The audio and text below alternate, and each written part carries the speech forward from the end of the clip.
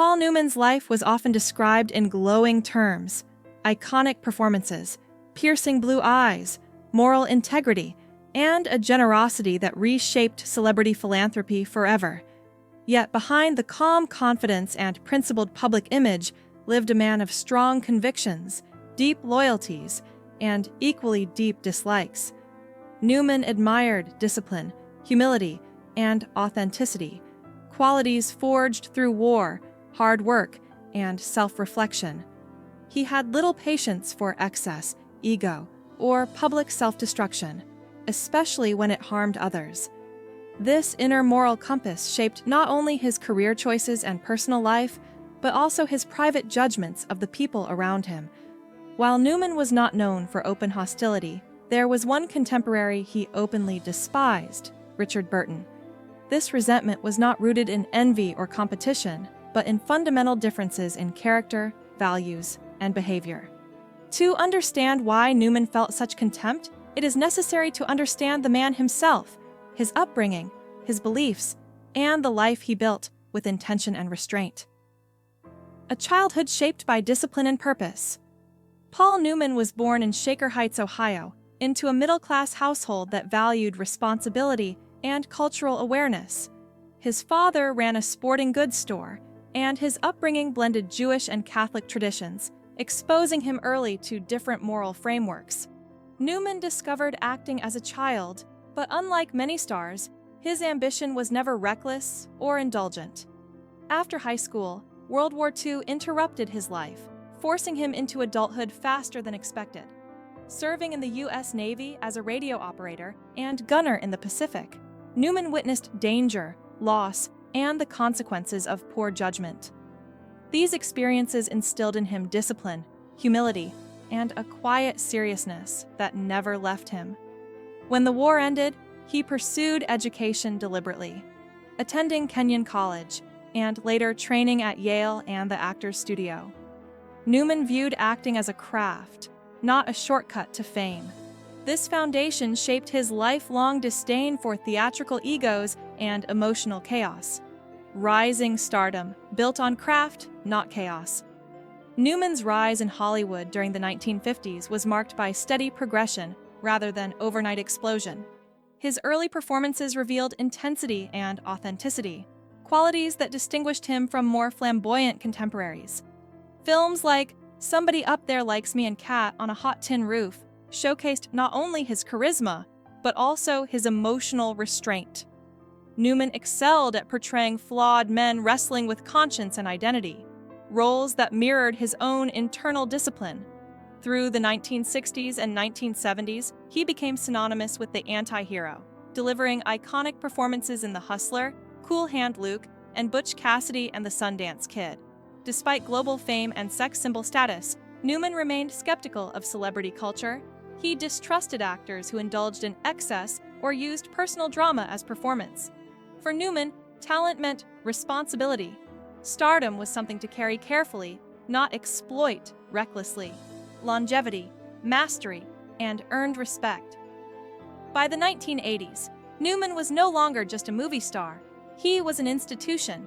His performance in The Verdict demonstrated his ability to age into roles with gravity and moral weight. When he returned to his iconic role in The Color of Money, he did not rely on nostalgia. Instead, he transformed Fast Eddie Felson into a reflective, morally ambiguous man shaped by time and regret. The performance earned him his first Academy Award, a recognition many believed he deserved decades earlier. Newman followed this with Nobody's Fool, a masterclass in subtle, character-driven storytelling. These later roles reinforced his reputation as an actor who matured with honesty rather than vanity. He did not chase youth or relevance. He allowed time to shape his art. This quiet mastery only deepened his intolerance for actors who thrived on spectacle, chaos, or self-indulgence rather than craft. A life beyond the screen. Outside of acting, Newman lived with remarkable intention.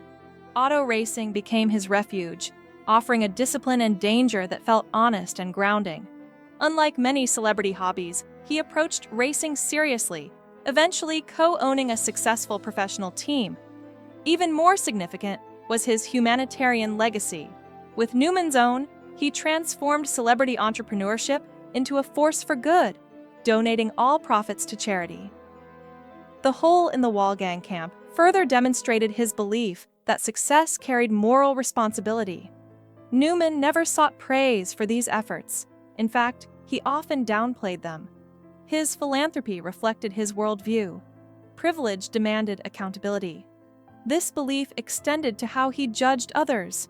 He respected talent, but only when paired with integrity.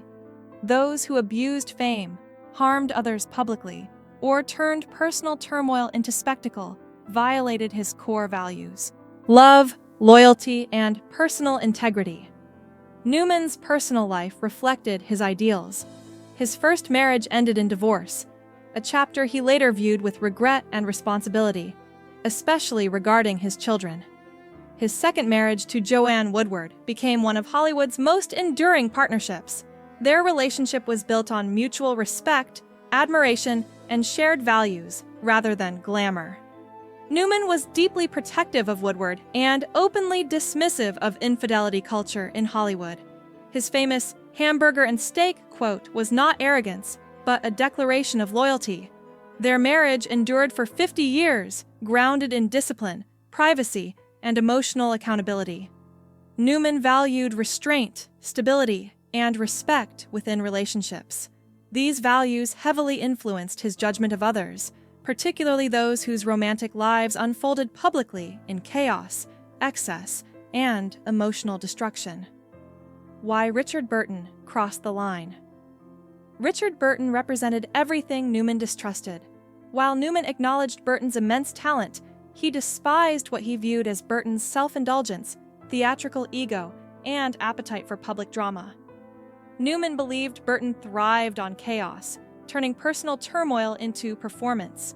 He found Burton's mercurial temperament exhausting and morally irresponsible. To Newman, authenticity required restraint, not emotional exhibitionism. Their rivalry was not competitive, but philosophical. Newman did not envy Burton's acclaim. He questioned his character. He reportedly bristled at Burton's tendency to dominate attention and justify destructive behavior through genius. For Newman, greatness did not excuse recklessness. Burton's lifestyle, marked by excess and emotional volatility, violated Newman's deeply held belief that talent carried ethical obligations. Elizabeth Taylor and moral discomfort.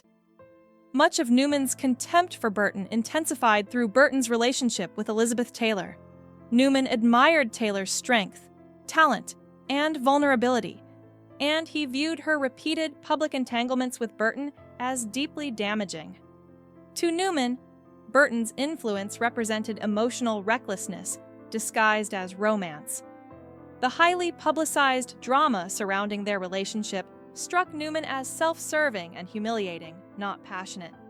He believed Burton dragged others into his chaos, particularly Taylor, whose life became a public spectacle. Newman's resentment here was protective rather than jealous. He saw Burton's behavior as emotionally irresponsible, harming those around him for the sake of intensity and attention. This crossed a moral line Newman could not ignore. His dislike was not casual irritation, it was rooted in genuine ethical revulsion. A man who did not forgive. Easily, Newman was not prone to hatred, which made his feelings toward Burton especially notable. He rarely spoke ill of others, preferring silence to conflict. But when Burton's name surfaced, Newman's irritation was unmistakable. He viewed Burton as a man who embodied everything he worked to avoid: excess without accountability, emotion without discipline, fame without responsibility. Newman believed that character mattered more than brilliance. Burton's repeated indulgence in chaos, particularly when it harmed others, made forgiveness impossible in Newman's eyes. His disdain was not loud, but it was enduring. Newman's moral compass left little room for those who repeatedly violated its principles. Final years, illness, and enduring legacy. In his final years, Newman faced lung cancer with the same privacy and dignity that defined his life. He did not seek sympathy or spectacle. Even in illness, he remained committed to his philanthropic mission and personal values. His death in 2008 marked the loss of a man who had lived deliberately, loved deeply, and judged carefully. Newman's legacy endures not only through film, but through the ethical framework he modeled. His hatred of Richard Burton was not scandalous gossip. It was a reflection of who Newman was. A man who believed that talent meant nothing without integrity, and that greatness demanded responsibility